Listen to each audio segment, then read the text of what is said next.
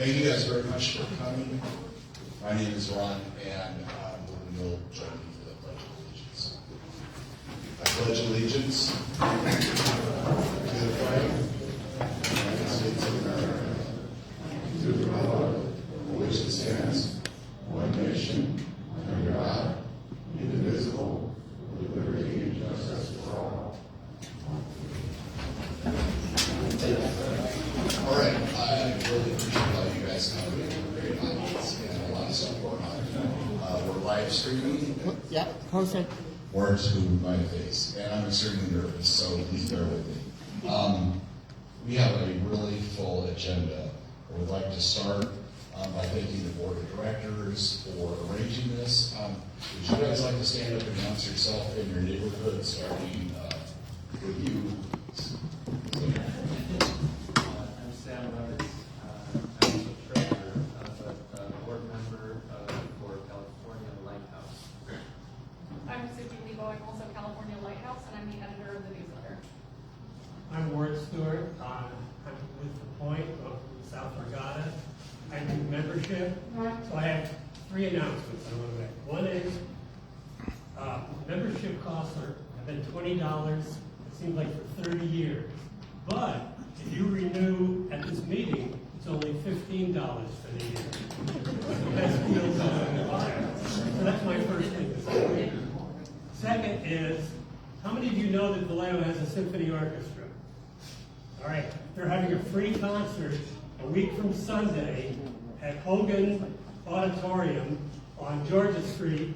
It's free. It starts at 3 o'clock. The auditorium has been newly renovated, and so the symphony, I think, is going to go back to Hogan next year. So it's going to be a nice program, so I think you should go to that. The other thing is, I'm on the committee for the Vallejo Garden Tour. It's a fundraiser for the Vallejo Naval Historical Museum.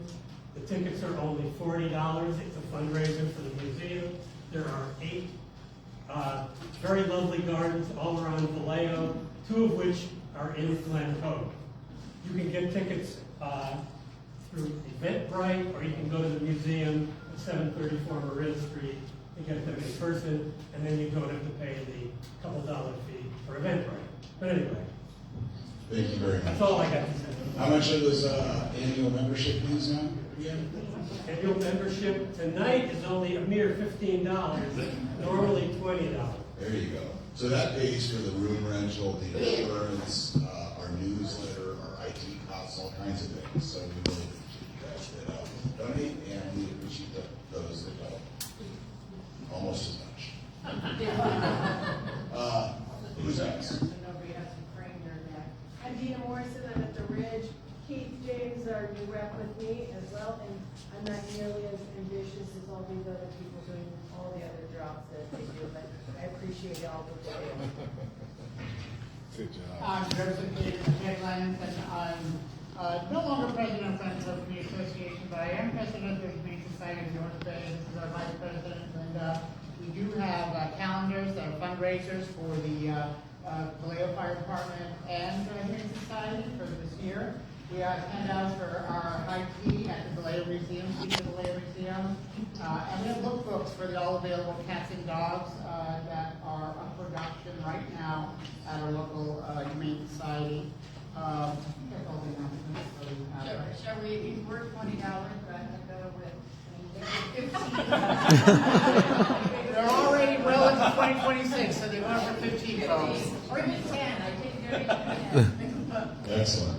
We also have magnets for the Glen Cove Community Association for your refrigerator if you want to grab one of those. And someone was nice enough to bring what's that called? Milkweed for the monarch butterflies. Milkweed. Okay. Who's next? Let's do this side. I'm Lisa Williamson. I've been on the board in 2018. I live in the Shores, and I'm going to be putting something in the newsletter, the next newsletter coming out about the Walk to End Alzheimer's, which is happening in October of this year. So keep a lookout for something to help out with the ending dementia and Alzheimer's. I'm Krista Gregory. I'm with Waterview Terrace, a neighborhood, and I do look, I'm interested in landscaping, I work with board, and what else? That's about it. You're shy. I'm shocked. Who's next?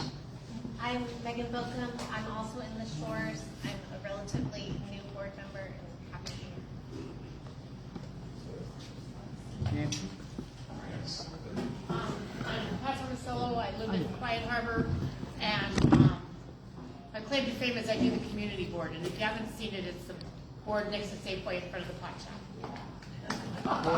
In front of the what shop? Watch. Our medical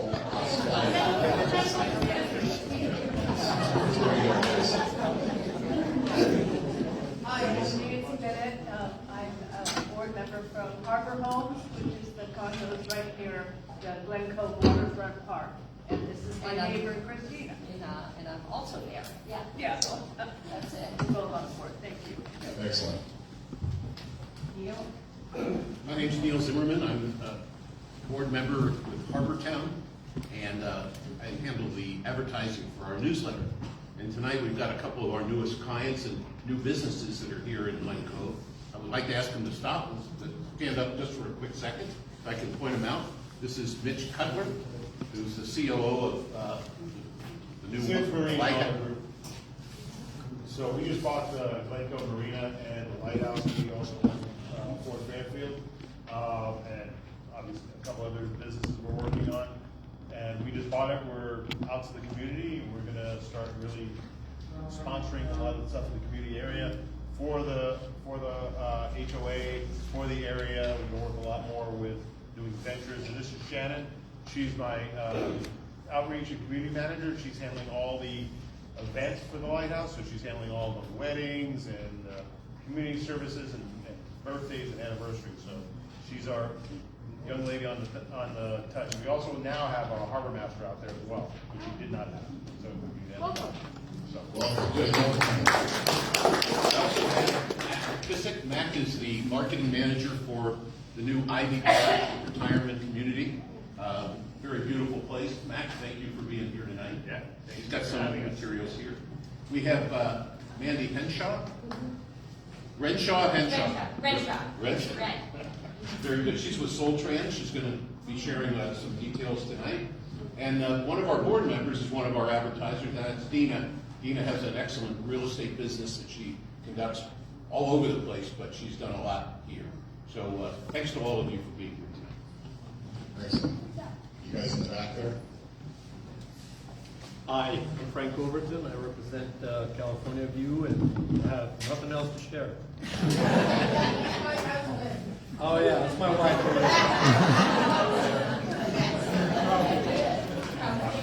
Slater and Ralph. Yeah, Slater? I'm Slater Maskey. I'm a board member with Glen Cove Community Association. Been on the board for a few months now. It's great to get to know everybody. I'm sort of the official troublemaker behind the scenes. Your Harbor Town. Everybody needs one. Harbortown. Yeah. And Ralph. Last but not least. Ralph Perisco, I'm the vice president, I think. Yeah. You also are I am also director of safety. I don't know how I wound up with that. Neil gave me that a couple of years ago. So I get to deal with Polaire Fire, Police Department, city works, anybody outside of the normal channels. I never go the straight way, I always go around the back. So, And Firewise. oh, and that was my next thing, Firewise. We are a Firewise community, we're nationally recognized, and if you do not have a certificate yet to get a discount on your homeowner's insurance, see me afterwards, because people are getting between 3 and 18% off of their homeowners. Yeah, I got a discount. I sent it to him about 6 months ago, and it didn't change last year's, but this bill was Yeah, lower. I got nothing. All right, but appreciate that stuff. Let's see, we have here John Woodruff with Solano Resources Conservation District. He will be first, followed by Manny with Soul Trans. Code enforcement, we have James O'Brien, the acting senior code enforcement officer. Tanya, the founder and executive director of VEST, is here. The police department is here to support her and that program. And then Ralph is going to talk really briefly about traffic calming. We have a guy here from iHeart. Where'd he go? Rayvon? Rayvon. Great guy. Did I forget anybody? Tanya. Tanya Council Lejeune? person? Yes, of course, the lovely Tanya Lejeune. Our city council person. City council rep, yes. But more important, she's Yes. And lastly, thank you guys for showing up, because it probably wouldn't work as well without y'all. So I really appreciate you taking time out of your day afternoon. I want to mention that Lisa here is going to help when, we're going to try to keep this on schedule, we're already a little bit behind, and she's going to raise the flag when you're running out of time. So, with no further ado, we're going to start with John with RCD. You want a microphone? Sure. Yeah, it's better for the live streaming. Yes. All right. Hi, everyone. My name is John Woodruff. I work for Solano Resource Conservation District. The RCD's worked in Vallejo for a number of projects, not too many, but a few. And our biggest ongoing project in the past 5 years has been Atlantic Waterfront Park. Project's funded by the HPD Wind 2 Nation. And I volunteered to come and give a presentation because it's hard to believe, but it's already been 5 years since the project started. It feels like a young project, but that's partly because some parts of the project are still very young because we planted across the entire 5 years, so there's a lot of very young plants out there. And we, the big thing was that, you know, there's one thing that we're kind of behind on in the project that got postponed, which is putting in interpretive panels, so there's putting interpretive signage installed at this, at the Glencoe Waterfront Park. And so we just recently went to our funders, the OHD Wind 2 Nation, and asked them for more money, and they gave us more money to spend over the next 2 years. So we're going to be out at the Glencoe Waterfront Park for another 2.5 years, and we're going to be continuing to look for even small amounts of money, small grants to potentially apply to the Glencoe Waterfront Park to continue the momentum of increasing habitat there that's also functional as a park, at Glencoe Waterfront Park, being what it is. So with that, I'll get into it, and there's just a couple slides here at the beginning. All right, what is going on?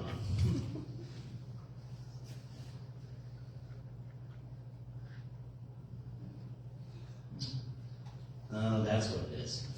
I don't realize that I borrowed this this slide for my slideshow, and I didn't realize it has it's going to come in stages. Anyways, there's just a little bit about a resource conservation district, which partly from my own lacking, my own ability to be able to explain it, and for the sake of time. I'm not going to talk too much about a resource conservation district. You can look it up, but we're a special district of the state. We have a small local tax base, which does not involve Vallejo at all. You can see the outlines of our district right there in green. So that small local tax base pays for a small number of our employees, basically. We have a directors, but we're a pretty big organization with like about 30 staff. But we're largely grant funded, or we get contracts with cities, county parks. In the case of Glencoe Waterfront Park, the OHD Wind 2 Nation is directly paying us to do the project.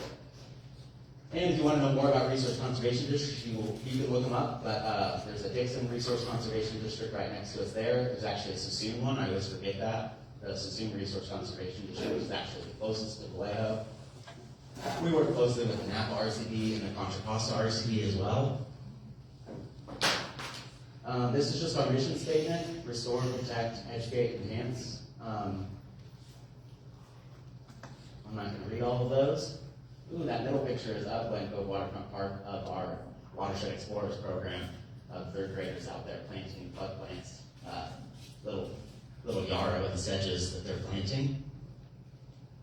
And then our organization on the restoration side is really even broken up into like 4 different categories of, fire. We kind of call them guilds. It's like habitat restoration, water quality, and conservation. Our team that works with the growers, part of our team that works with fire. All right, so on to Glen Cove Waterfront Park. This picture of a poppy was actually taken there. Almost all of my pictures of Glen Cove were taken in the past 2 weeks, so they're very up-to-date photos. So here's an up-to-date map of the project. There's a few major components, like the yellow off to the right is the slope below South Regatta. There's in the blue in the middle, there's a riparian area where that's another major part of the project. The dark blue is the waterfront right there, the waterfront slope. And then you have these all these pink and purple pods that are spread all along the trails, and those are these little small kind of demonstration areas where we're putting in lots of pollinator plants, shrubs, and those are some of the areas that are still quite young, that were only planted in the past 1 to 2 years. So we're really trying to stay on top of the weeds out there, which is why we're very thankful for our volunteers that come out. So I'll circle back to that at some point. And so I kind of structured this to just be, and I'm sorry if it's super plant focused and not everyone's really interested in it, but I structured these before and after pictures to kind of tell a story. It's somewhat chronological of before and after pictures. So this is the waterfront at Glen Cove Waterfront Park, and here's a before and after picture of about a 5-year span of time. I know both pictures kind of just look like grass, but on the one side we have like a really robust native perennial grassland, and 5 years ago it was just broadleaf weeds and annual grasses that dry out very fast every year and are flashy fuels for wildfires, which I know the waterfront has had a fire about 6 years ago or so. Here's that slope below South Regatta, a before and after picture. The before picture is less of a before picture. It's kind of like 1 year into the project, but here's an up-to-date picture of the after. It's a pretty drastic difference. And here's that, we call it the riparian expansion. So on the left, you can see the before picture. Basically, there was this narrow band. If you're familiar with the park, or unfamiliar with it rather, there was a narrow band. There's kind of an ephemeral stream that runs through there. I think it's mostly just urban runoff. And it was kind of a narrow band of willows and other riparian vegetation. And you can see in the picture on the right that we've expanded the footprint of it outward with shrubs and grasses and a lot of great pollinator plants. And then this is kind of just a picture to represent another component of the project, even though this is just one example of them, but it's these areas that we call demonstration pods, where we're planting these kind of trail-side shrubs. And this is another pretty drastic before and after picture. There was a handful of valley oaks that were planted before we started the project. You can see in the left side of the left picture. And then about 3 years later, you can see that the oaks have grown a lot more, but that we planted all of these plants. You can see the irrigation line running through there.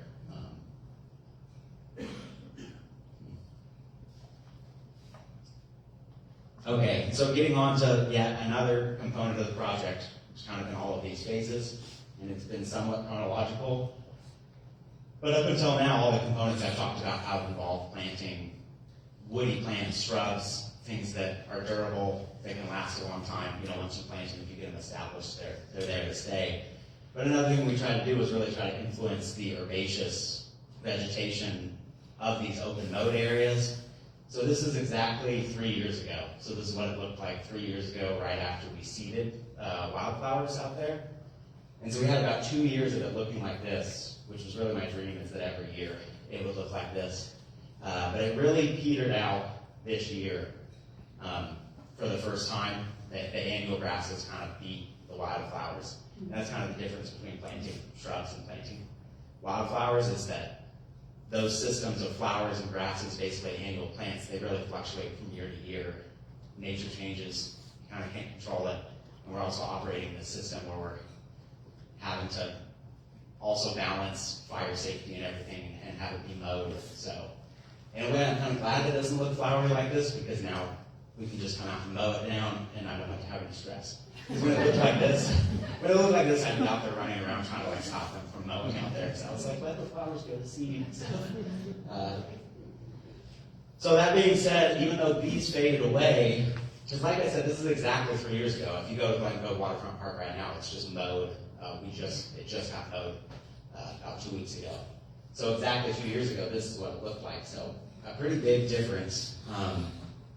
But that being said, I actually seeded a lot less. I put almost no poppies in my seed mix because poppies are so aggressive. A lot of times when you want to get a really diverse seed mix, if you put a bunch of poppies in your seed mix, it will outcompete all the other wildflowers. But now I regret that because now that all the other flowers have faded, I wish I had just done lots of poppies because they're aggressive. So all that being said, I still am hoping that we have enough funding that we're able to go through the site and do one more seeding of poppies very heavily, because they handle mowing very well a lot of times. The mower can come through and mow it, and then the poppies will come back and flower again right afterwards. And then here's just another slide of perennials that were either in our seed mix or that we planted out there. So these are the guys that aren't fading over time. You got yarrow and blue-eyed grass. The yarrow, we planted almost none of it. It was in the seed mix. But it's a perennial, so it's coming back every single year, unlike those little annual wildflowers I was talking about. And then blue-eyed grass wasn't so much seeded, but we planted more of that. We planted about 1,000 per year at the Glencoe Waterfront Park since the project started.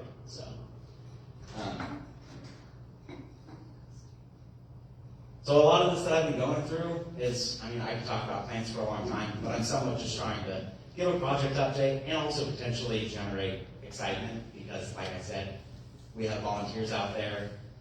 We're going to be out there for the next few years. Exciting stuff in the future with installing these interpretive panels, signs at all these little trailside planting areas that talk about what the plants are. So we're really excited for all of that. And it just takes so much work to maintain this stuff. Anyone who has a garden knows this, but we spray herbicides out there. We use mowing. We use lots of hand pulling as well. Because once you plant a bunch of plants and they're all mixed together there, if we leave the site, GDRE is just going to come with a weed whacker and hack it all down because they don't have the time to go through and do all this like nitpicky hand weeding. So our volunteers really help us with that. But we also really hope that in the coming years, we get things established enough that it's a lot easier for GDRD to take over the maintenance into the future and have these areas successful. So all of that being said, maybe it's a good time to take questions, but really now that I just ran through the project for anyone who didn't know much about it, I probably totally skipped over things, like why we're doing the project or how it started and stuff. But a couple of things that I kind of wanted to get to at the end was just more things that could be upcoming that are still kind of to be determined. That I would love to hear from people if they have thoughts on it afterwards. I can give people my card too if they ever want to send me an email or something. But one of those things is bird boxes. We've been talking about putting up bird boxes. I need to, get permission from the funders to do that. I need to get permission from the Great Platte Recreation District since they manage the site. But all of that, I know that the Recreation District would feel better if the community was on board with getting bird boxes in. And also the bird boxes take maintenance. It's okay if you put them in, they could look nice, and they could still be used by birds from time to time. But technically, every 2 years, they're supposed to be cleaned out, and it takes like a minute. But if you put up 10 boxes, then it takes 10 to 20 minutes, to go around and do all of it. And that actually keeps the bluebirds using the boxes if they get cleaned out. So I thought maybe it was something that the community association, if we did this a year from now, maybe they would adopt it and put it in the newsletter, like, hey, it's the time of year to clean out the bird boxes, maybe we can organize a team take volunteers for someone to go out there. It would really make sense for the people who live right nearby. I know that this is a wide audience of people who live kind of throughout the area of Vallejo, not necessarily right next to the park. But, Thank you, John. are we at 15?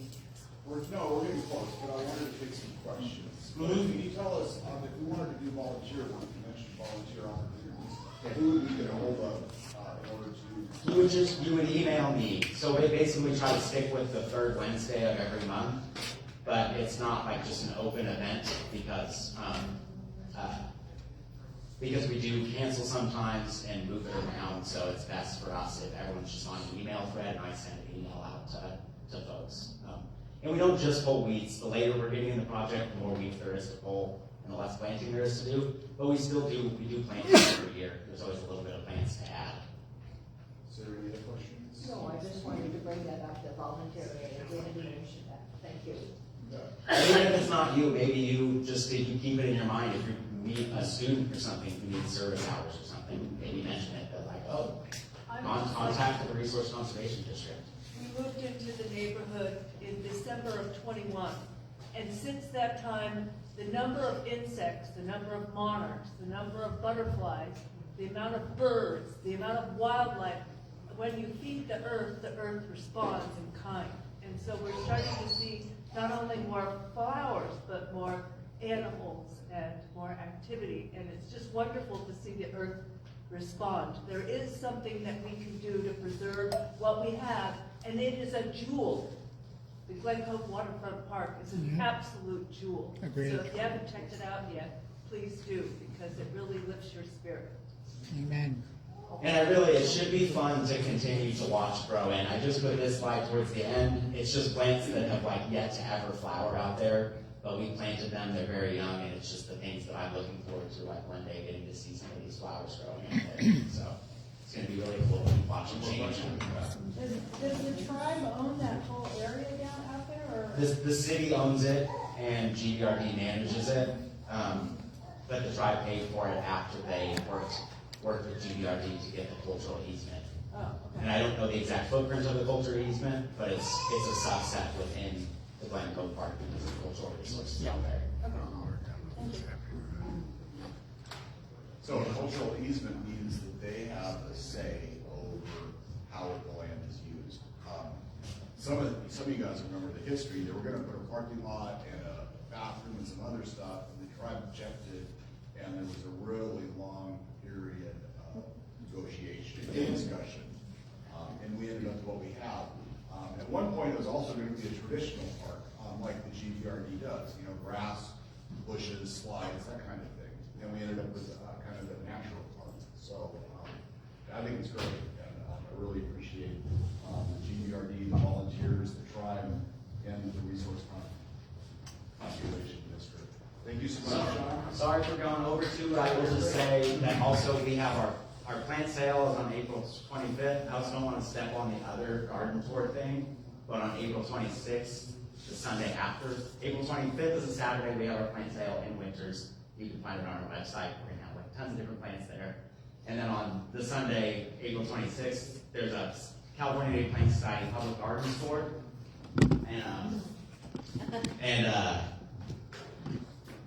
One of the public sites that was chosen was the Glen Cove Waterfront Park. And I'll be there pulling weeds. And so if you want to go walk around and look at the plants that are growing there, I'll be happy to take a break from pulling weeds and talk about plants. So. And I just wanted to give a shout out to John. He's always at the park. I mean, we owe him a lot of gratitude for the hard work he does. The waterfront park is his baby. I see him all the time. I live right there, and he's amazing. So thank you very much.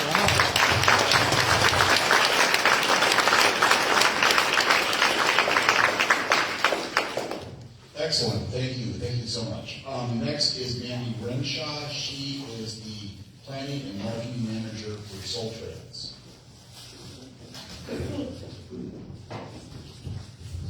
Hi everyone, thank you for having me. I am the Planning and Marketing Manager for Soul Trans, which is the public transportation agency here in Vallejo, Benicia, and we provide the express service that covers from Davis all the way down to San Francisco currently.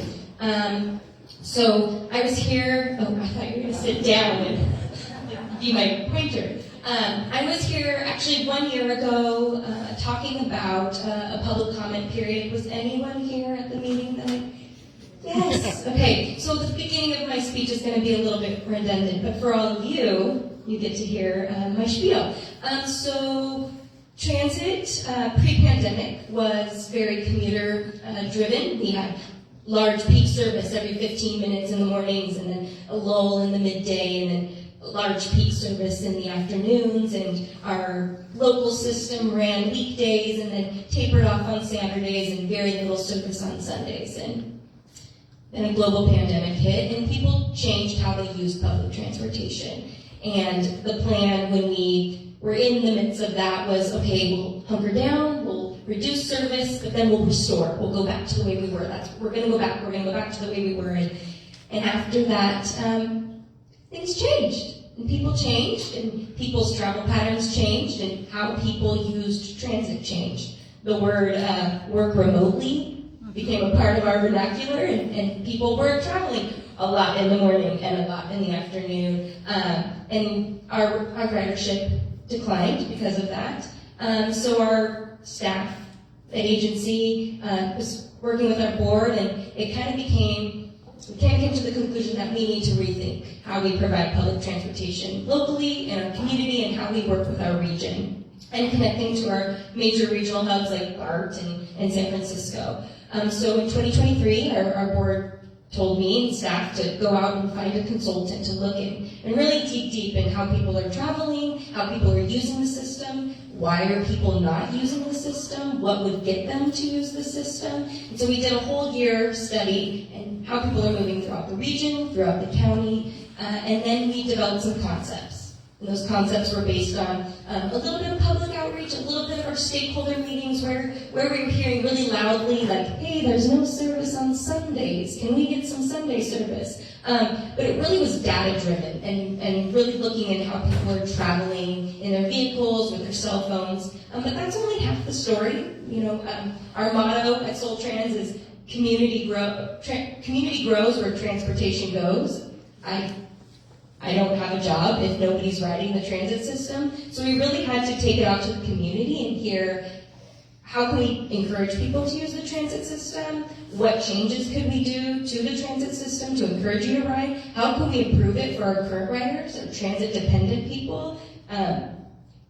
Service every hour, every 1 hour a day, every hour. That's your only opportunity to access to the grocery store or to your job or getting your children to school. So higher frequency, a bus coming more often would allow people to encourage people to use the system. So we did the study.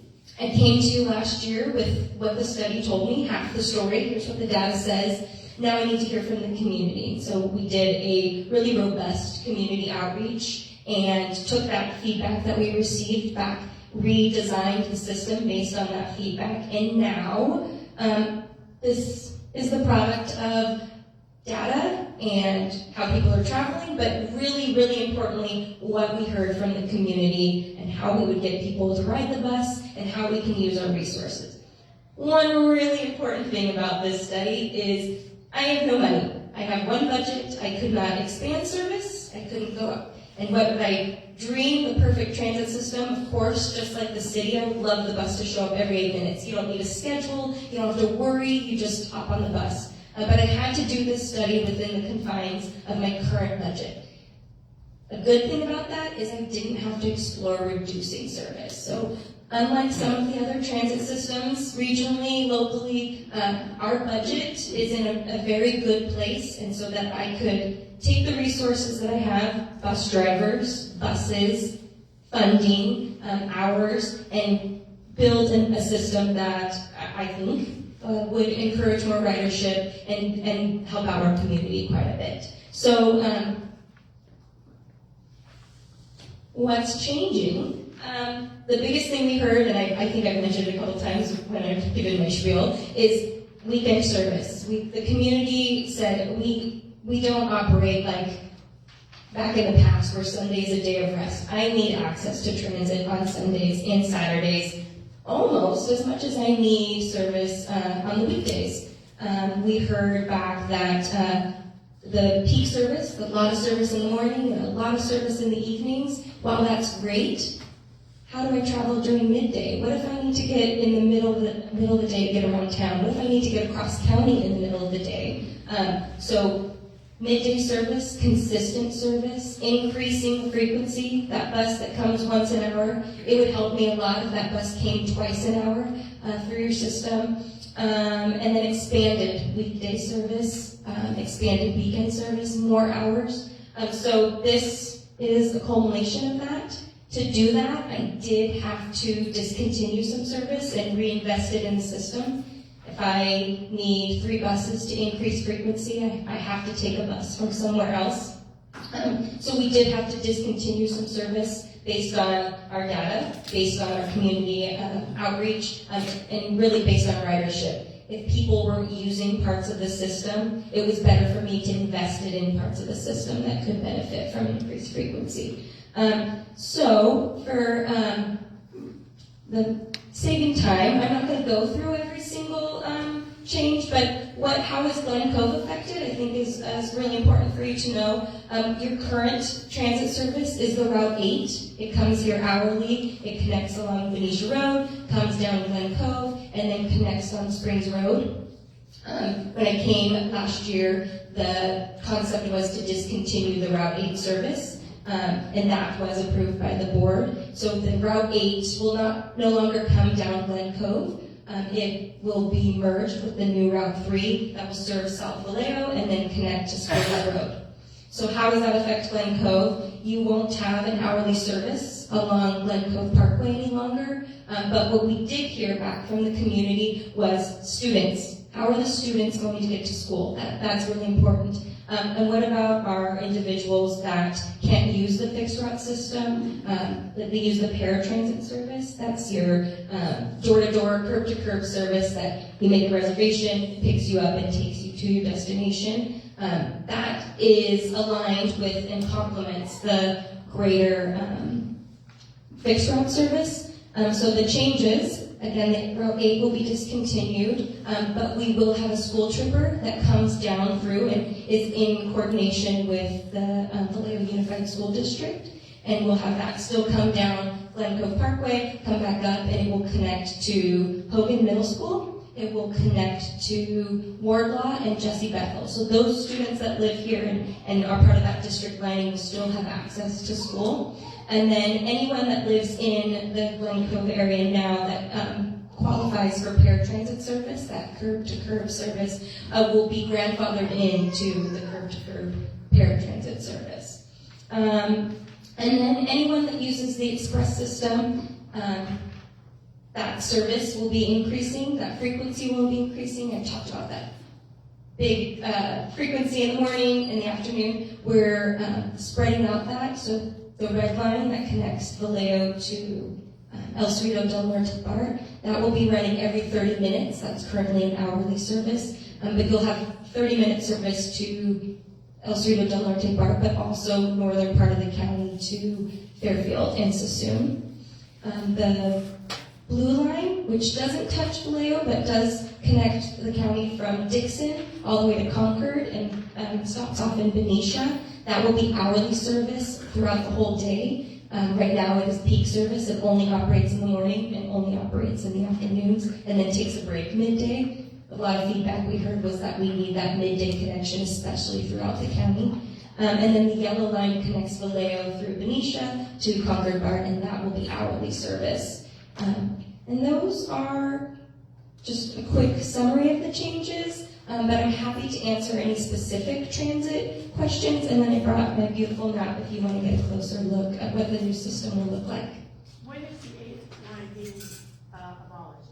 Oh, great question, and I'm sorry I didn't say that to begin with. So it's April. These changes don't go into effect till August 2nd. So we are starting our community outreach now, that's why I'm here. And I have currently 89 hours scheduled within the community here, throughout Solano County, and at the regional hubs, letting people know that these changes are coming. So I hope to see more of you out at some of the community events and making sure that people know and can prepare and plan for their travel needs. Change is always difficult and sometimes challenging, so we want to give people plenty of opportunity to be familiar with the changes and make their transit plans. Yes? So is your new map on the website now, or is it coming? It's coming. This hot off the press. If I don't get to it tomorrow, it will be up by Monday. But we do have a website on this flyer with a QR code that goes over the summary of changes. But yes, the map will be up very soon. Thank you for asking. Yes? The yellow line that connects Vallejo to Benito, what part of Vallejo was it? Yeah, great question. It starts at the Vallejo Transit Center, and it goes along Curtola Parkway, hits Curtola Park and Ride, and then comes off the freeway and hits all of the stops along Military West, all the way through Military East. What street is it? It is on Sacramento, between Sacramento Street and Santa Clara Street. We're right across the street from City Hall. Okay, so that's not even close to Science. Correct, yeah. Your closest stop would be Curtola Park and Ride. And is parking at Curtola Park and Ride, is that free? No, there's a daily fee and there's a monthly fee as well, yes. And it's comparable with the city parking fees. One last question. Does the paratransit go from Vallejo to it? Correct, yes. So if you are using the paratransit system, you can travel anywhere within city limits of Vallejo and city limits of Benicia. Yeah, or within the two, you can transfer between the two as well. If we wanted to go downtown, what is our, I'm sorry, you said that it's getting combined with the three, where is our closest bus stop? Your closest bus stop that's staying preserved is at Safeway. Yeah, on both sides of the street, so you'll have bi-directional service. That's number 3? That'll be the number 3, yeah. And so you can go towards the Vallejo Transit Center, or you could go up to Springs Road. Yes? So can you tell me how many respondents did you have to your survey that actually live within this community, whether they use Route 3 or not? How many respondents and did you have respond to your survey regarding The Route 8. That's a great question. I don't have that answer. I believe it was below 40. It wasn't that I didn't receive a lot of feedback about the Route 8. We did receive some, yes. There was negative feedback about changing and discontinuing service along. So my other question is, it would be nice to know it. Sure, yeah, I can follow up. So the other question would be, in Glen Cove, down by the marina, there are medical offices there as well. So how much outreach did we do as a government to those entities to get feedback and even solicit feedback from individuals who use that service there during the week? Do you know about that? Yes, it's on board the bus. This information is on the bus. No. But what I'm asking is not that it was on the bus. I'm asking direct contact with those businesses and even being able to work through soliciting the individuals that they give care to consistently, so forth and on. What kind of outreach was done to the businesses that are in that particular center? I didn't do direct outreach to them, but we did put it into newspapers and come to public meetings, but yes. Okay. So I'd like to know that information. It would be really helpful Yeah. if you can send it to the Glen Cove Association, because I think that's really important.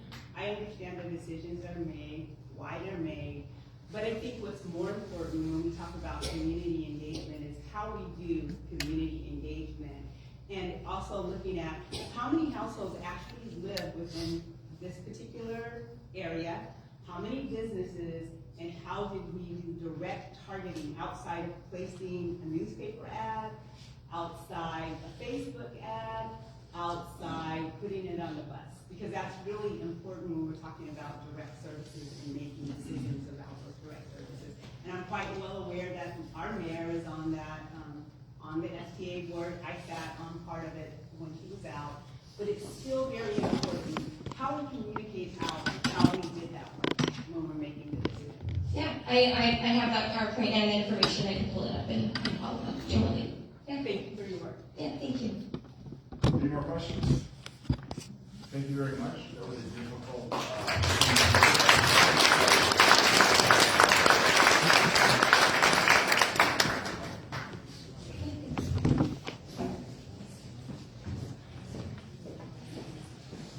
All right.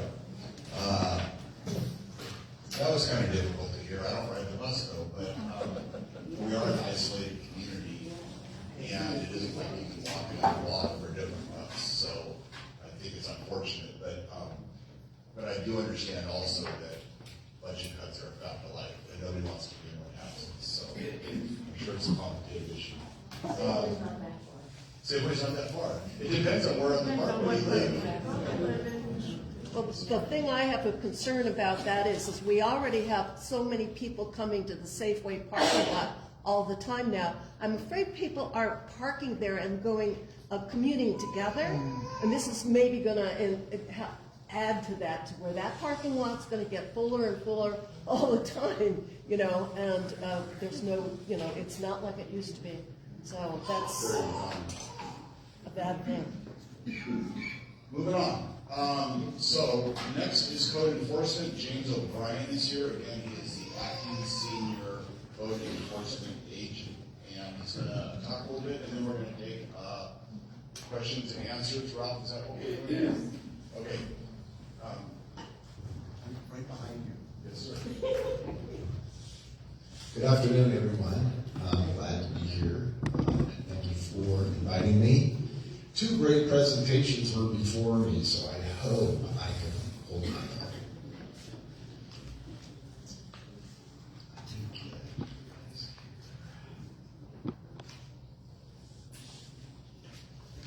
Okay, so I'm here to tell you about code enforcement. So, what is code enforcement? We are responsible for applying and enforcing the ordinances of the Vallejo Municipal Code. The most common enforcement codes we enforce is property maintenance, vacant real property, and that's commercial and private property, residential, commercial, and lots. We do our best to abate abandoned vehicles. We enforce that. We're also new to the tobacco retail licensing. The whole, that's funded by Proposition 64. The tobacco companies are taxed, and really the whole theme of that is to eradicate the use of tobacco. So we inspect them annually.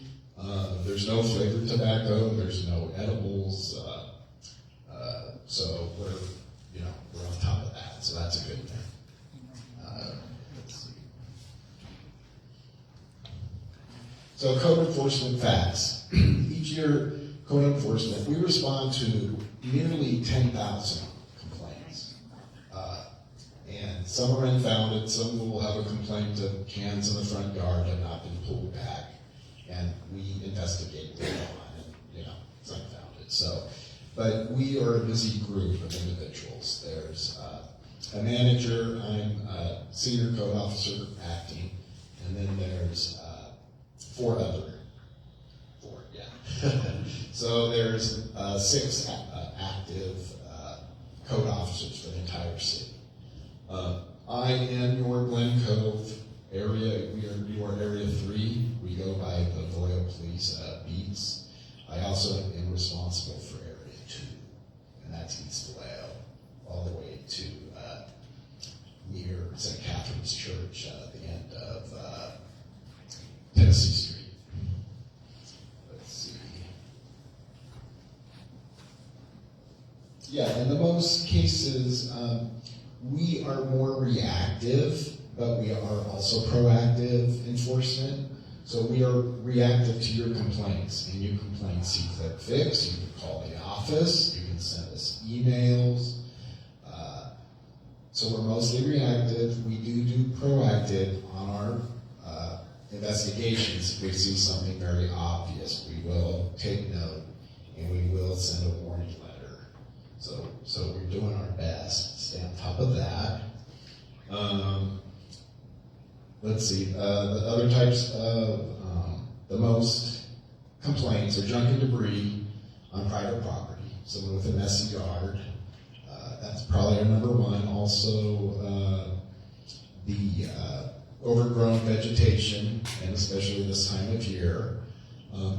This time of year we give people a little time because it's so early in spring, and some people complain, well, if I do it now, I have to do it again in June or July. So be patient with us and your neighbor if their lawn's growing a little long this time of year.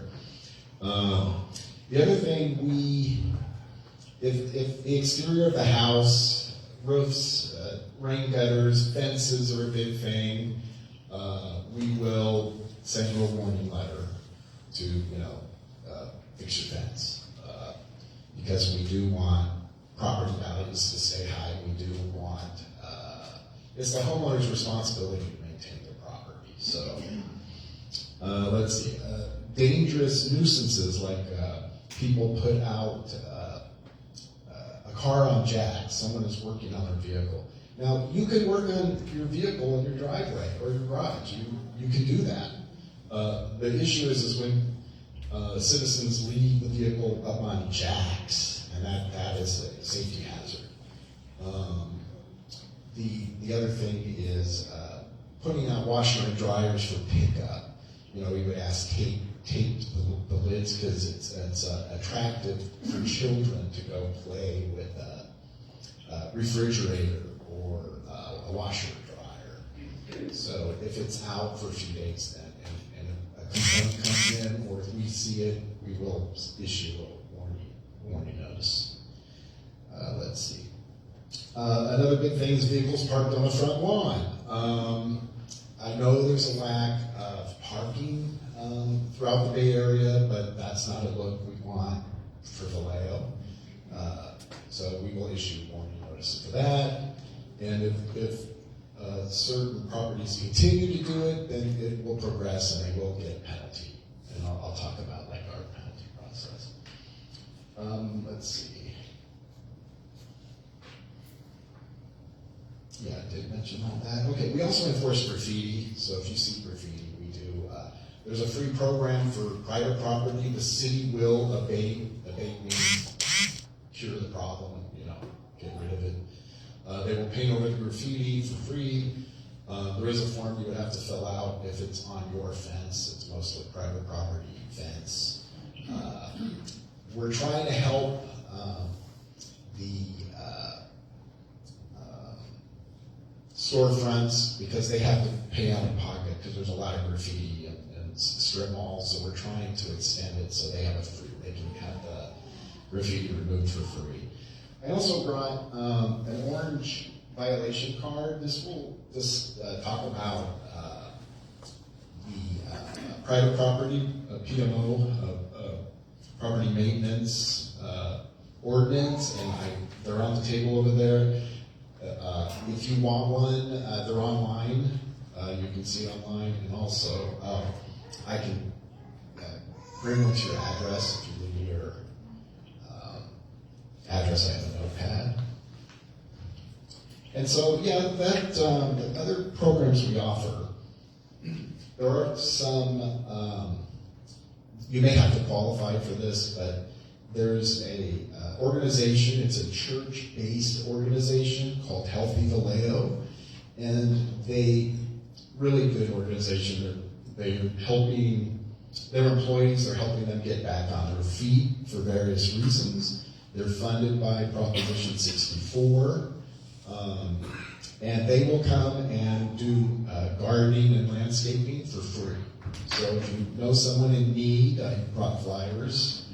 They're going to put them on the table over there. It's a great program. You can contact them.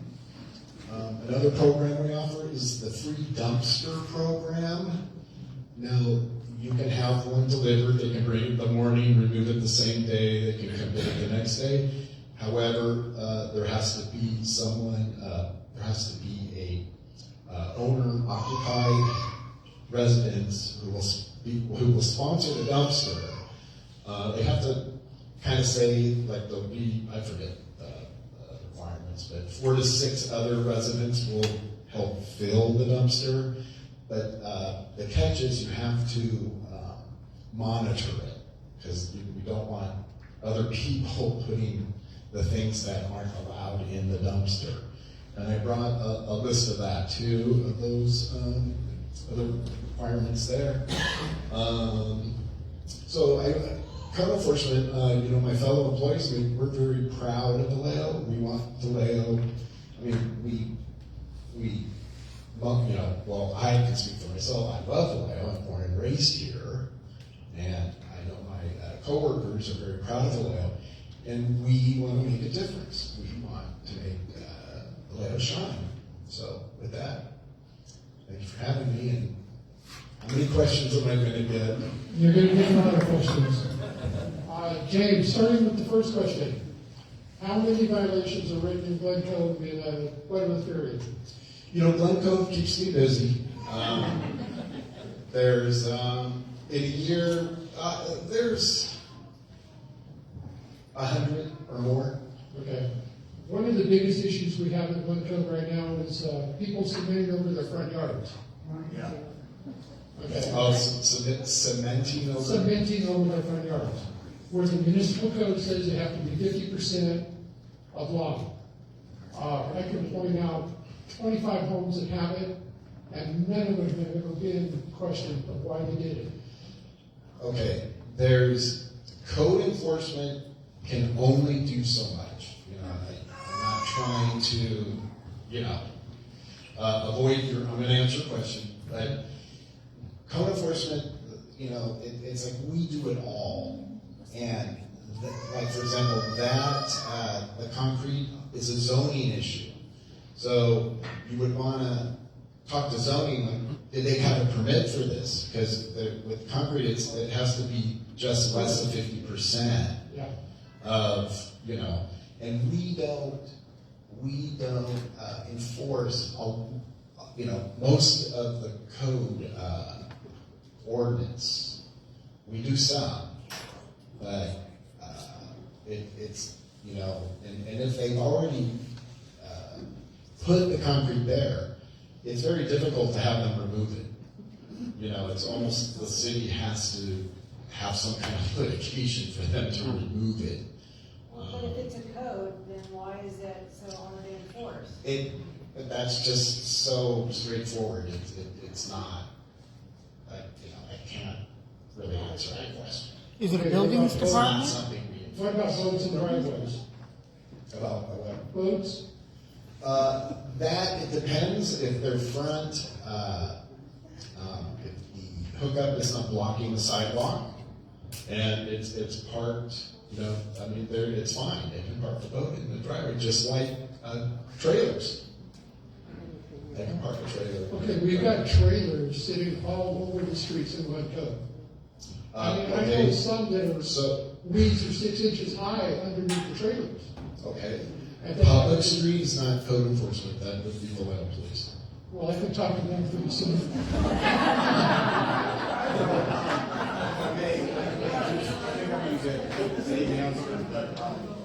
People are taking their side fences, the 6-foot fences, and putting them right up against the sidewalk. So when you're walking on the sidewalk, it's very unattractive. They're getting, 10 feet backyard, and we're looking like we're in a jail when you're walking along the sidewalk. Is that also a zoning issue? Yes, that would be zoning. A fence up to 6 feet is, you can build a fence without a permit. You're right, there's setbacks. We don't enforce setbacks. You can have a fence in your front, but it can be no more than 3 feet.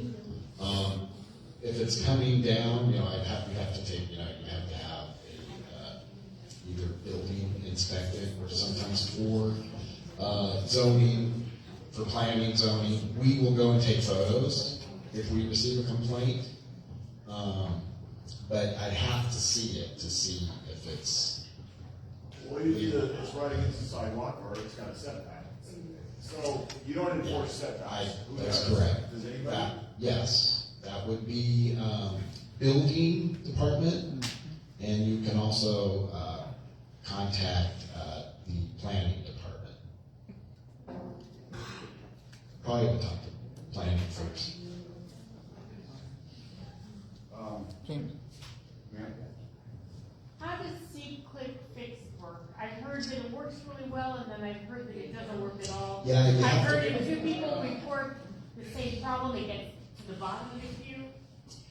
Yeah, it's called e-ticket as well, and you go to the Vallejo website, and you can go to code enforcement website, and it'll give you instructions on how to, file a. So if two people report the same thing, does it, We get 2 complaints. but does it go to the, I was told it goes to the bottom of the queue, so it doesn't be any. No, you can report anything with the city, and you'll see other cities have it too. Yeah. They use it too, and you want to make sure it says City of Vallejo. But you can report potholes. I'm sure that's popular. We don't know that. And you can report overgrown vegetation. You can report a broken stoplight, paint in the street, and that would like be public works. So you can really report to any department with the city, but it won't go to the bottom. As complaints come in, it'll eventually go, but move down. But we have like a couple weeks to respond to your complaint. We eventually do get to it. Excuse me, I have a question. Yes, sir. Code enforcement and parking enforcement. Is code enforcement and parking enforcement the same? No, it's not. Is living in a motorhome in front of your house, is homeless people living in a motorhome in front of their house, is that a code violation? An unregistered motorhome? Or is that a question for these guys? Well, it is, but I can answer partial. See, whatever it's called doesn't work. Right, that's why I'm up here today, because I've been emailing and doing whatever I can to talk to somebody, because I got homeless people living on my street, motorhome, one parked in the house. I can't get a hold of anybody. Only thing I get people to tell me is the proper procedure. Nobody telling me they're gonna do anything, they're gonna look at it, or anything else. You're trying to operate the little click, whatever it's called. It doesn't work. We take a scientist to figure it out if it works. So I can email in the city councilwoman over here, then email in the assistant city manager, and all I get is the proper procedure. So I know everybody in the city knows the procedure, but nobody's telling me any action is going to be taken, when it's going to be taken, or whatever. So I've gone from one homeless person on my street, now I got 2 motorhomes parked in front of my house. Yeah, no, I feel for you. The homeless problem is nationwide. I would not want a motorhome in front of my I'm house. not interested in the homeless problem. We all understand the homeless problem.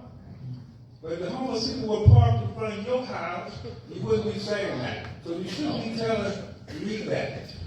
Well, no, okay. I can't get anybody to do anything. I can't walk around my street. I got some guy standing down the street, hot, live in a motorhome, and see, click, this is what I get when I call. Oh, you need to contact, do this little portal or whatever. Want me to take pictures. Want me to go over there and get a license plate. It's freaking crazy. Now, and just like the gentleman before me that asked the question, you guys talk. I'm talking about action. You don't care about this, that, that. When are you going to do something? And I don't get it. Probably more for you guys. And usually I'm a little hostile because for 34 straight days, I got some crazy motorhome that no one wants to do anything about. I call the police and I get the proper procedure. The homeless thing, I email the homeless people, I don't get any response. All I get is people want to tell me how I'm supposed to do that. Now, the one motorhome on the street is going to 2. One is in the guy's driveway with somebody living there. I'm supposed to go over there and take pictures of them and get the license plate, put them on the site, and I get nothing. No response, no anything. You want to respond? Well, I'll respond. Code enforcement's not responsible. Parking enforcement need to change their name if they're not dealing with parking on the street. So that's code enforcement. That's code It's not. enforcement. So who is responsible for that? The landlords. And with the city manager, there's an assistant, Natalie Peterson, who her job is all homeless. And This is not an issue of homeless people. but Unregistered vehicles is parking a on the homeless street. person. If I park my unregistered car on the street, I'm gonna get a ticket, I'm gonna get towed. All right, so we're gonna try to keep this to questions that James can answer. Although I feel your frustration. Johnny, did you have something to say? Now, I was gonna say, I'm very aware of this challenge, and it is being addressed, and we do have a process that the city has to go through as it relates to, and I know that you're frustrated. It was parked in front of your house, you wouldn't be sitting up there saying, now, what am I supposed to wait for 2 years for somebody to come do something about the time? I agree with God you. coming with your dramatic drag. I agree with you. So, as I stated, it is being addressed, and like you, I'm a citizen, and I have to follow through the procedure. And I have made, outside of responding to you myself personally, and including our assistant city manager, I am following it. They can't respond. I got somebody telling me the proper procedure. Sir, we're gonna be polite here and let each other talk, all right? So I am following the situation, and I do also have to follow through their processes. And as our PIO, he's giving you the card, and I will continue to follow up on the situation so that we can relieve that situation, but we do have to do certain things before we can just come by and tow someone's vehicle. We can't just tow a vehicle. And I get it that it's someone living there, you don't want them there, we don't want individuals in trailers living on the streets, so I am working on the issue, and I apologize for this taking time. I can feel your frustration, and I agree. I would feel the same way if we were in front of my house. So I don't have a problem with you talking about it. I just don't want to grill a guy that it's not his apartment. I appreciate him coming down. I'm calm. All right. Right, but this is not a happy conversation for me. If we listen to I can only imagine. You would be happy. If I sound a little perturbed, that's because I am. Totally I'm not out of control, I'm not anything else, but action. I don't care about what you're supposed to do, what procedure you guys get that, the other. When are you gonna do it, when is it gonna be taken care of? All right. Okay, I think we're, let's see, card. I think you two could work it out. Who has the next question? I think it's the lady right there, and then this gentleman. I'm interested in knowing, you said there were 6 of you. I'm interested in knowing if that's a full department or whether people are missing. And if so, how do they determine how many people are going to be in your department based on the size of the city? There's, let's see, 1, 2, 5, 6. There's 6 of us, and then the manager. And look, her name is Lorena Burciaga. I also brought her business cards. She was going to be here tonight, but she's ill. She felt ill. So she is a manager, so she doesn't get out in the field very much, but she does. I mean, you know, she doesn't really have her own case. You know, her list of cases to manage. And I kind of organized the rest of the team. And we have one new hire, he's been with us 3 weeks. And I'm in the process of training him. And we both have each of us have 2 beats each. And there's 8 police beats. Okay, And you're not answering either one of my so questions right now. we are, go ahead, I'm sorry. Okay, I asked if you had a full department right now, and if so, what's that based on? Is that based on the size of our city? I don't know if it's, you know, a full. I know working, we were hoping for 7, but we're not going to have 7 working code officers. Right now we have 5 in the field. So what are you basing that number on? Is it the size of our city? What is it? I don't I mean, why do we have 10? That's an HR question, how they determine. A code officer per, I don't strategize on per population, per code officer. I don't know. I'm not asking if there was a strategy, I was asking if there was like a rule, like a. So are you saying that, currently you're budgeted for 5 and you have 5? That is correct. Okay. That's part of the answer, right? And the other half of the question is who determines how many, and it's not you. I don't know. Fair enough. We have about 5 minutes left. Who's next? Sir? You mentioned vehicle abandonment in here. Okay, I live in Ivy Park down the road. In the parking lot across the street from it, there, the SUV has been parked there for about 4 months, obviously abandoned, flat tire, no license plate. What do we do about it? You would want to report it. It's already been reported. Okay, and it's by the Safeway in their parking lot? No, it's not. No, Ivy Park. Is it on a public street or private property? It's in a parking lot that is used partially for the Ridge Trail. So it's the city parking lot for the Ridge Trail. It's above the marina. Okay, I don't know if that's part of GCCA with the parking space. So that's a public, that would be VPD, that you would want to report that. And I'll also talk about vehicles on private property, which that's my responsibility. It's we can't just go there and tow the vehicle, because that's private property. What my tools, what I use is the penalty process. They get a warning, and then they get a notice of violation, which is $469.81.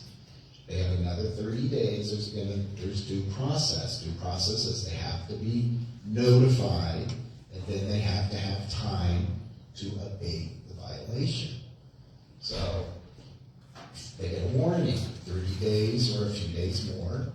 If they don't, we do another inspection. If violation exists, they get a notice of violation, let's say $470, right? 30 days more, then they get a citation 1. 30 days more, and this is if they don't abate the violation. So it goes from site 1 to site 5. Now the city has a maximum penalty of $10,000 on your private property. Now this can add up quick, because if there's several violations, and this applies to not just a vehicle, this is other violations on the property where they'll be penalized. So 10,000 is maximum, but if they don't pay, then we put a lien on the property, and we go to collection. So we're trying to have them pay the penalty, but in the meanwhile, the violations or the inoperable vehicle remain. So what do? So now we have to go to city attorneys, and then we can do another process called an abatement warrant, where by law a judge says go on the property, get rid of the car, abate the overgrown vegetation that's mostly what it is, or the junk and debris. But it's a process. So that's why you may complain, and you may see that we're penalizing them, but nothing's being done. And that's the frustration on our part as well, because we can't just tow the car. It's on private property, you can't do it. Are these time frames the same everywhere, or is it just Vallejo has its own time frame? Well, every city has their own ordinances and their own time frames. This is true. If it's an emergent, a very urgent violation, then the time frame will be less than 30 days. We can do that. We have the code officer has it's their choice. They can do it. The words discretion. Can you talk about where they can look up addresses and see the information on current violations? I know I looked it up. You can put an address in, it'll tell you all the current violations. It would be in C-Click-Fix. I'm not really sure how you can check other violations for the city. You can put in an address and look at every violation in that area that's ever happened, if they're open, if they've been closed. I know there's a map, I don't know if it's public information, but it's very limited because your neighbors, you want to know how many violations, I know it's confidential. We can't tell you how far the penalty process has gone. We cannot tell you how much penalty money they owe. It's a lot is confidential, so. So if I'm hearing you right, you can have, there's 5 citations. Each citation advances in a month. So you're looking at basically a 6-month period to get one thing towed. Yeah, probably a little longer. Yeah. 6 That's- months before the meeting. That's what Well, no, they've been. No, there's things being done, but it's illegal. But they can't remove it for 6 months, if I'm hearing you right. So we have to wrap up. How about 2 more questions? Ma'am? Yes.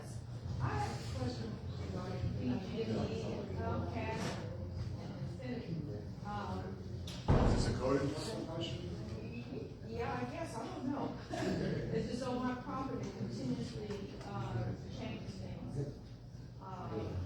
PG&E, stating whatever they're doing, and then once it was Infinity, extra, and then it comes Comcast, and then PG&E or water company, they be looking for their whatever, and they cut through my hedges, and they replace them with some hedge I don't even recognize. I can answer that. And they still leave a hole. So they've done mine too. They have an easement that allows them to do that. And they'll have a little thing and they cut it way back and they cut my beautiful plants down and they leave it looking poorly and they have an easement. But I don't think, any of them, I don't think that's James's area. So I'm gonna put a pin in that for a minute. Last question. No question. So I looked it up. It's e-traffic. And you can put up any address and it'll show all the addresses on that street and you can see every violation and some information about it. It's very interesting to see what's happened at your neighbor's house over the years. James, thank you very much. Thank you.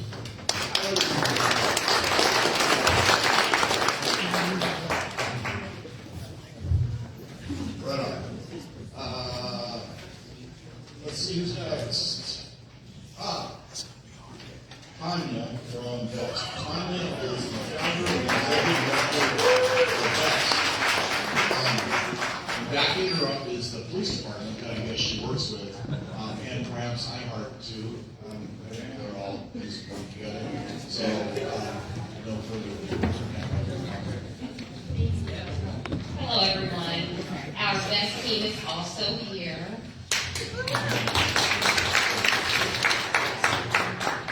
So I am Tanya Brownrigg. I am the Executive Director and founder of VAS, Victims Empowerment Support Team.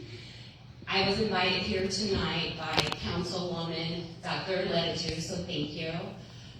We provide comprehensive free domestic violence services here in Vallejo. We moved here in response to the increase of 34% domestic violence incidents in the city. I know on a daily that, based on police logs, about 2 incidents are called from Glencoe area. And so I wanted to let you all know our services are free. We are here. We provide free therapy services for survivors and their children, restraining order assistance. We're also going to be located in the Vallejo Courthouse, starting on May the 4th, Monday, Wednesday, Friday. Vallejo Courthouse has not had any domestic violence, restraining order, family law assistance since pre-pandemic. So that is a service that's available to everyone or people that you may know that needs assistance with services. We also have a weekly support group in Vallejo for survivors and their children. So we have a children's psychoeducation group as well as the adult group. You do not have to register, you can just show up. We also have education workshops. We're trying to work on educate people about breaking the cycle of violence in their family. We have peer counseling, also case management. We are also working with Vallejo PD, iHeart, so we're in the community. So if it's a low-level response, an advocate will show up in the community with iHeart. We also have our crisis line manager here. Our goal is to expand our services for 24 hours because we do not currently have that, but that is definitely a need with the increase of domestic violence in our community. So I'm just going to keep it nice and sweet. Are there any questions for me? Yes. How are you reached? I know you try to encourage people to call 911, and when we've had iHeart, thank goodness that you guys are here. I've tried to tell people that you can call 911 and ask for iHeart. I mean, please correct me if I'm wrong. A lot of people are afraid to call 911 because, it's automatically coming back to their house. But is it the same for your organization? No, we have a crisis line. We're open Monday through Friday, 8 to 5 a.m. And again, we are working on trying to expand our services. But we do have information with our contact information, and you can call us directly. Now, all of our staff is confidential advocates. They are trained counselors through the state of California. So anything anyone shares with us is confidential. We do not share that with CPS, anybody other than who you give us the right to share. Okay. Any other questions?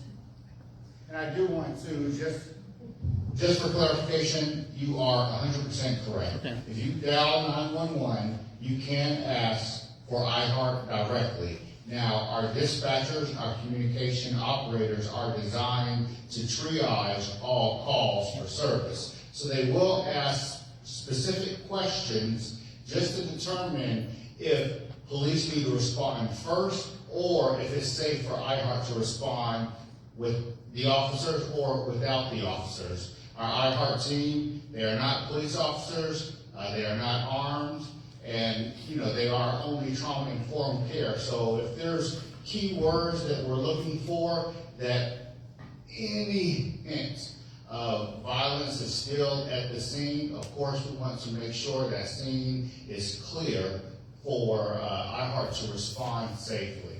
So, but yes, all 911 calls need to be made in order to get in touch with iHeart right now. Yes.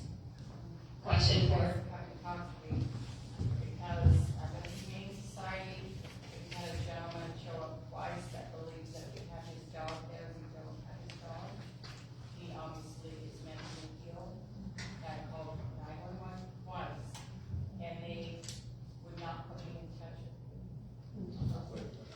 with him. I asked specifically for iHeart. Yes, so based off of what the dispatchers might have heard, I don't want to speculate, but there's key things. So if he's mentally ill, possibly aggressive, these are things that we will have an officer respond first. He's mentally ill. How do you know he's mentally ill? They would not put me in touch with him. Okay, so I will give you my card, and Ray Vaughn is here, and he'll give you the card, and yes. A couple days ago, and a week ago, 2 weeks ago, stayed there all day. I called iHeart, called 911, trying to reach you all, because he needed you, he didn't need the police, he needed you. And I'm the one that told my friend Linda to call and ask for iHeart, and she was reticent because it was by 911. We should remind people also that iHeart is also not 24 hours yet, but if they get the funding, they could be, just like this other organization. So you did ask for iHeart. I remember we talked about this. Yeah. And also, and something she said to me literally made me think that you were shut down completely. And I said, what? They're not there anymore? Because I've been to these meetings. Joe's had you here before, and I tried to reach you all because he needed you. He didn't need the police. The police finally called me back after about 3 hours. By the time he had left, but he showed up again the other day. I don't want to speculate, but yes, I will give you my direct card and get you in touch with Ray Vaughn, and then we can proceed I'm forward. afraid he's going to keep coming back, but we don't know what to do. Okay, I don't want to discourage you from calling 911. Please continue to call 911. Well, I don't think he's calling, he needs you. Yes. He needs your help.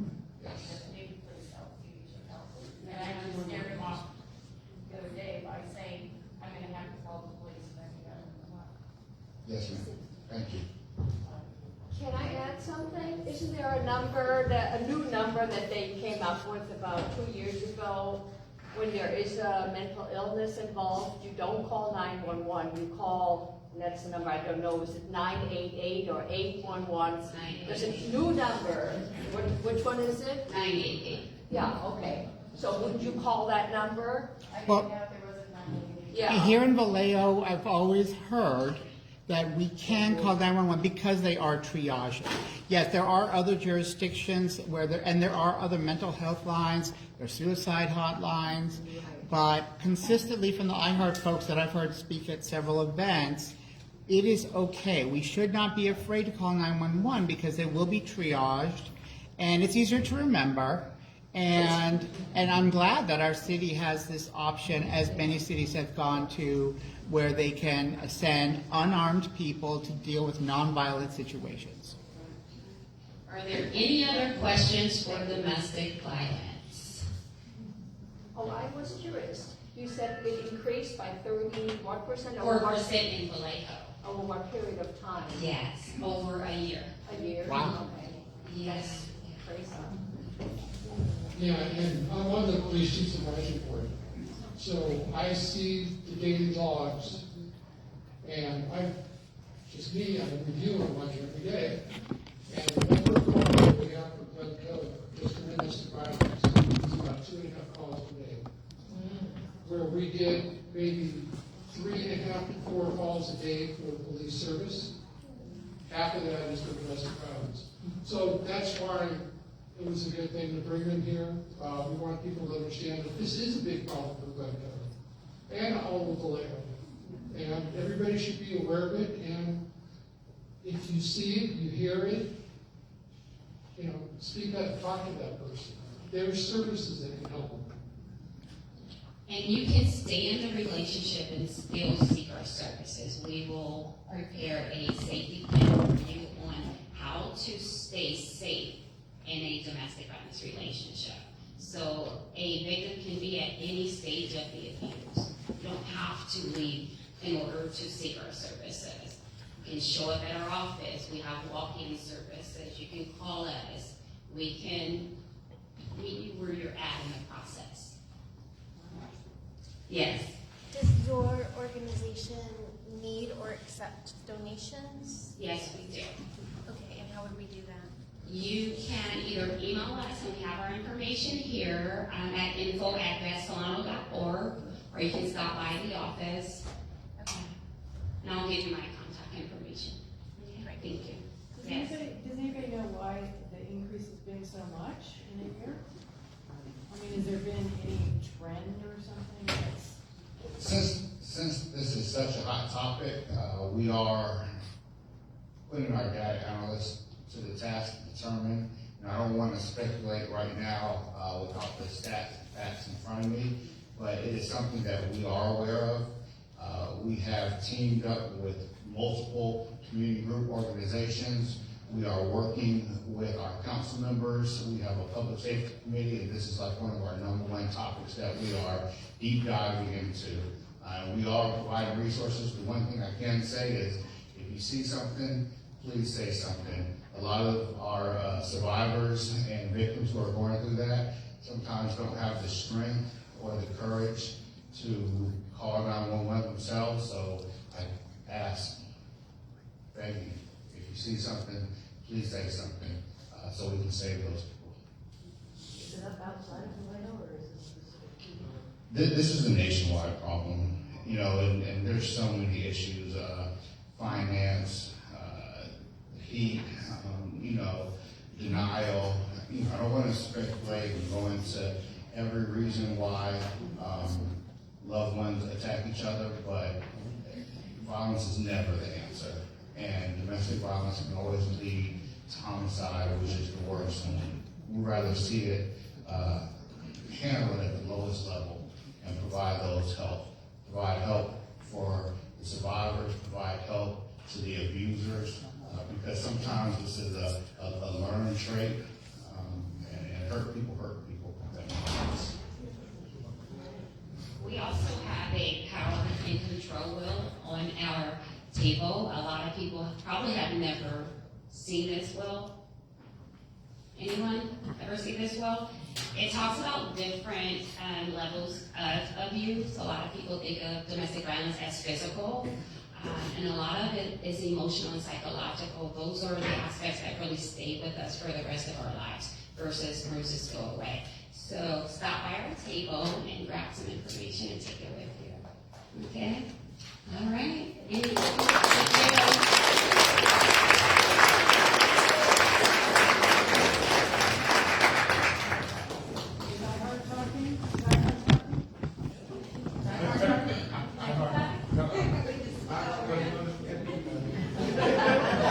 I guess not.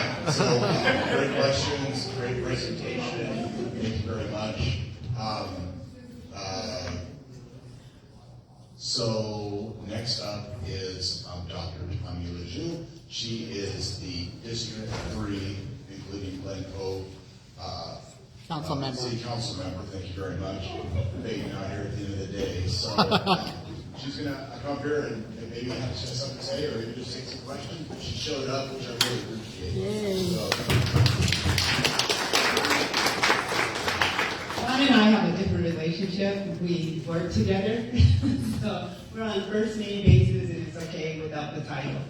But what I want to share, while Glen Cove particularly is not part of District 1 under Supervisor Cassandra James, she does support part of District 3 as a supervisor. That's the Woods, north of Georgia, Somerset. So we are going to be having a community engagement meeting on May 7th at 6:30 to 7:30. The doors will open at 6 p.m. and it actually will be here at Glen Cove Elementary. And so if you would like to come, I know Monica Brown, Supervisor Monica Brown, she is also my supervisor, but I'm split, District 3 is split between both supervisors in our county. And so, but you are welcome, and if you are in the Woods, north of Georgia, and you're here today, you're welcome to come back as well. And we'll just spend time having discussion amongst many topics that are going on countywide that she is presiding over, if you will. And so I really want to say thank you to Tanya at Best and her team, one of our really fabulous domestic violence partners, and to the BPD, your partnership with this work, and iHeart's partnership with this work. We have safety committee meeting every on Wednesday, the first Wednesday of every month. And one of the things that we have, our topics that we have started out with is around human trafficking, domestic violence. Safety is more than just policing. Safety is environment. Safety is the unhoused.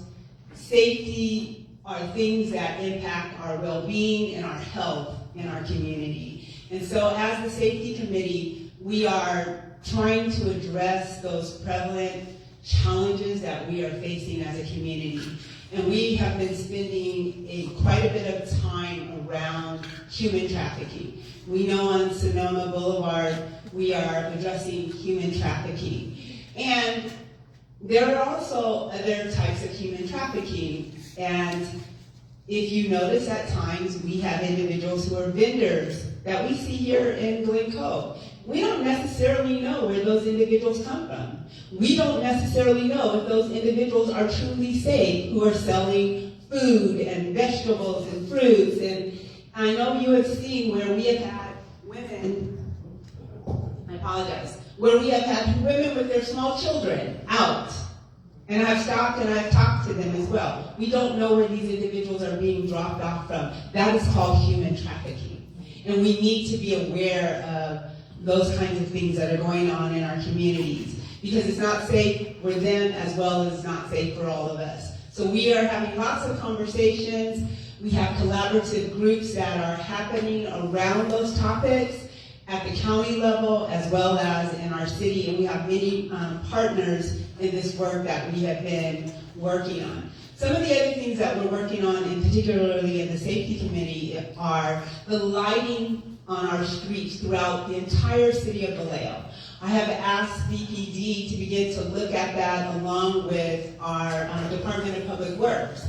We have bus stops outside of Glen Cove that are also in our community, District 3, where when you're going down Rollingwood, at night, you wouldn't even know that you have these little tiny bus stops there. And if someone is driving erratic and someone is sitting there, we could literally lose someone. And oftentimes you cannot even see what street you are on, and as you're trying to navigate the streets in the dark. So these are things that we are addressing.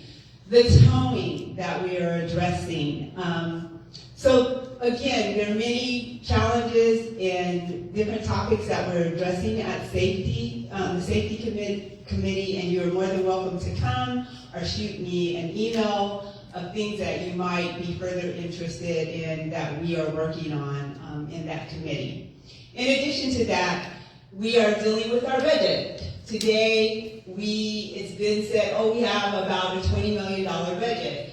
We estimate that our budget is about $29 million that we are shortfall. And the team continues to do work around that budget to determine what are we going to do to deal with our budget so that we have a structural budget.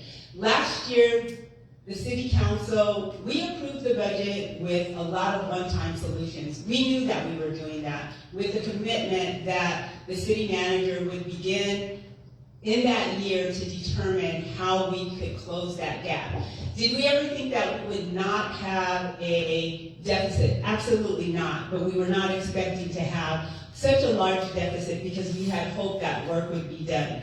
So if you've noticed, we have not passed a budget, we have not passed a mid-year budget, and we are really pressing on our city staff to come up with real structural solutions for our budget, because it really is important. We're no different than any other government. We have to do the work. We need to close our budget gaps. Our funding structures are very different during this federal government administration, and there are a lot of cuts that are happening in our human services and other areas, and so as funding is becoming less available at federal level, which trickles down to state, through local government, we have to figure out how we're going to do the things that we need to do, what things are critical and what things are not critical. So those are the things that we are pushing on as a city council. In addition to that, if you watched council last night, we were talking about the MOU for the Como Indians, and it was a 4-2 vote. And the bottom line, I will just speak for me as a council member. The bottom line, I did not vote for that, and that MOU is missing some very structural pieces to it.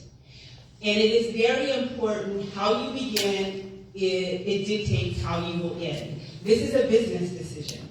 And it is not that I'm saying you can't do this, but if we're going to do this, we need to ensure that there are certain provisions that protect this city in doing that work. And because those things are missing, I am not going to agree that we should be in this particular MOU. What's an MOU? I apologize, a memorandum of understanding. So the vote was 4-2. The 4 voted for what? So 4 voted to take the memorandum of understanding as stated, which is that we would receive $1.6 million over 3 years for providing fire, police, and water services. There is no provision for revenue generation. There will be slot machines on those premises. There is no provision that the city would have revenue generation. Within that $1.6 million over 3 years, there's $100,000 each year allocated to nonprofit organizations. There was no true community engagement done around that work. We asked, Councilmember Matias had requested, who is the district council member, that we would delay it for 30 days, go back and do additional work, and that was voted down. That motion did not pass. So, Why did the people support it? What was their reason for there was, the council members who actually supported it didn't specifically say why they were supporting it. And a sovereign nation, we must remember, tribes are a sovereign nation. And they do not pay property taxes. They are a sovereign nation. And so it is really important when we are thinking about economic development and organizations coming into our community, businesses coming into our community, we need to ensure that we're negotiating the right terms. We need to ensure that Vallejo is being cared for as well. We need to understand that sovereign nations, they're setting up their casinos, they have investors. They're not doing this work alone. And so this is very important. This is a business deal. And even though it is banded around water police, fire services, and it's limited, you still need to ensure you have certain provisions in that product anytime you negotiate a contract. So just to share that quickly with all of you. In addition to that, yes? Is the federal government involved in this at all? I understand that they're the ones that gave them the land. How does the city have the authority to negotiate all of this?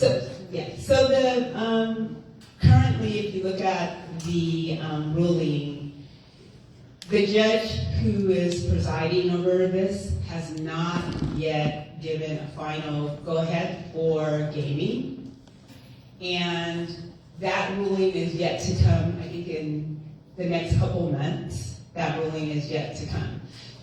We don't have authority to grant whether you truly can do gaming, whether you are a sovereign nation. That's all by the Department of Interior. So though this is a federal government ruling that you have to wait upon, the fact of the matter is the city has, the prior council agreed to do certain things with the tribe, have a relationship with them. And so this current council has been tasked with, are we going to give them certain services since their property, they have been granted property and they need water, so forth and on. So, and part of the reason that we're even here is we hear this often, well, they're sovereign, they could do this with or without us. And as I stated on the dais, if you go look back at the tape, I said it is true that they can move forward without us.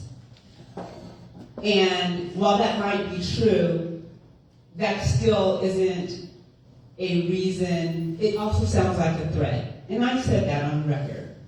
And so the bottom line is, yes, they can do whatever they choose on that land at this current moment in time. And we can determine to have a relationship, yes or no. But if we're going to have a relationship with them in terms of providing services and so forth and on, we need to also understand what's important to our city.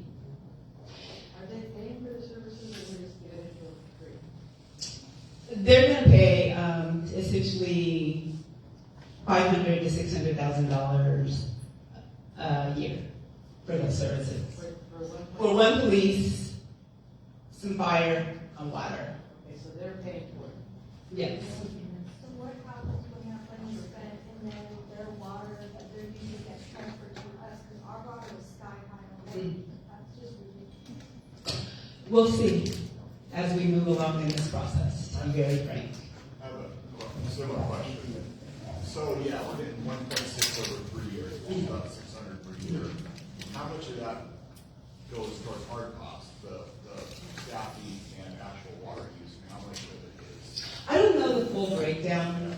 But those are some of the things that were in question is, where's all the data to support what we're saying? And we have assessments that we've requested that aren't complete.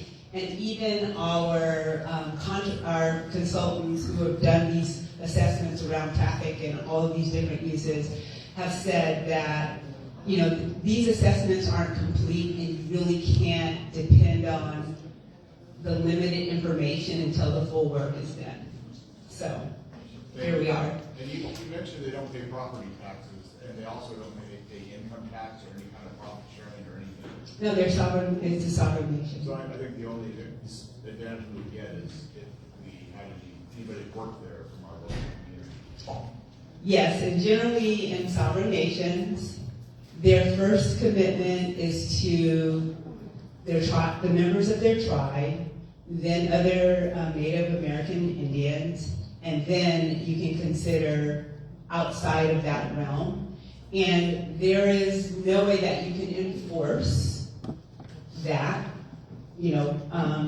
certain minimums of individuals being hired within your community. And these are the reasons why when you are in an MOU or you're in a contract, you begin to negotiate all of these different points.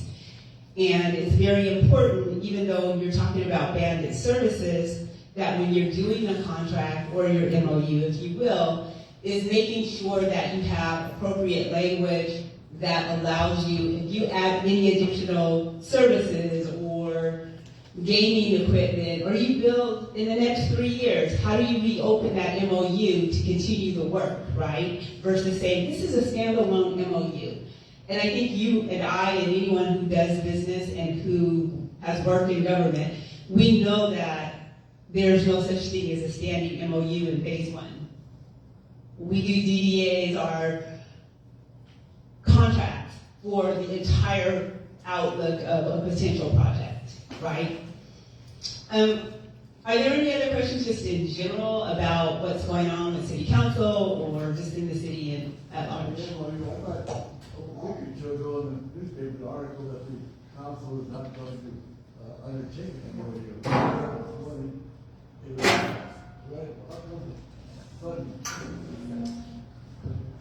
What's the question? Well, it's on the agenda, right? Once it comes on the agenda, we have to make a decision about it. And so it is a democratic vote. And so we had 4 members who agreed. Our mayor was not here. She's away at a conference. Yeah. Well, yes. Yes. So it was agendized and we needed to address it. Anyone else? Or any other thoughts as it relates to city business? So I would like to remind you all and invite you when you have time. I know sometimes our city meetings, council meetings can go long at different times, but where there are different topics that you're really interested in, even if you can't come to the building, I would encourage you to get online, take the time to send in your comments or make your comments online. This is your city. This is your government, and as a council member, we can't do the work alone. We need you to help us do the work. And I believe that we're very committed to the work of the city and to the development of the city, and we do want to ensure that our city gets exactly what it deserves. So we all need your help as we're moving our city forward, and I just welcome you to come in person or come online. And bring your comments forward, even if you just send an email. And we did the Vista Code, and I got quite a few emails. I think I got probably about 8 emails that were very comprehensive. I took all of the comments, put them all together, and got all the answers from staff, from the developer. We talked about it. So I am paying attention when you are contacting me with whatever questions you have of me. So I want to thank you for being present tonight, and thank you for being engaged.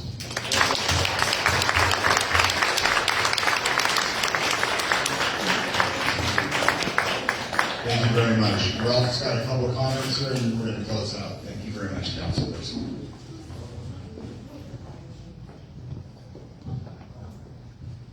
First thing, May 31st is the garage sale. And it's not Mother's Day weekend again. We did that on purpose. Okay, I have been working with the city engineers for traffic calming on Clifton Parkway.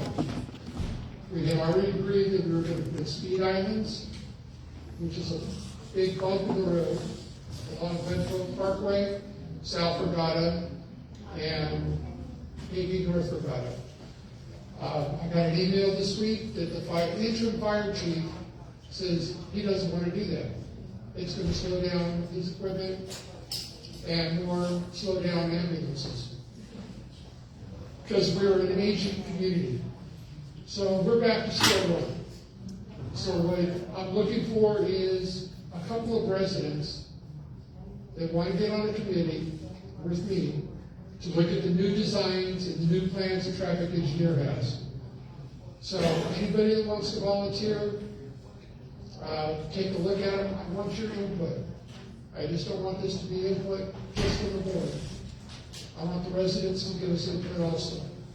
So if you'd like to, just let me know afterwards and we'll go from there. Hi, Councilwoman Lettershy, one more. Just a quick update from my neighbor before he leaves. So I do want you to know the city, our city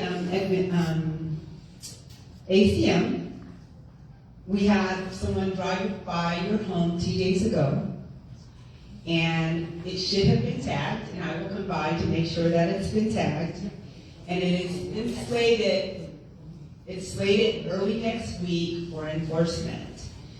We, again, from a compliance perspective, we had to work with our COC, it's our continuum of care, individuals who work with our unhoused individuals. We also had to work with them because someone is living there. And we were asked from a dignity perspective if we could give 7 days to help ensure that these individuals got relocated.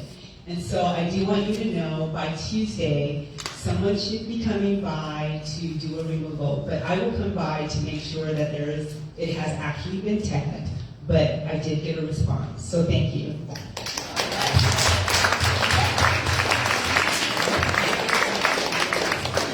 Thank you guys very much. I very much appreciate the advantages of our new type of council members, where there's one per area instead of all 7 areas, because you get this kind of interaction where you have a council person that lives in the area and understands this and comes to our community meetings. So can we get a big round of applause for everybody that showed up?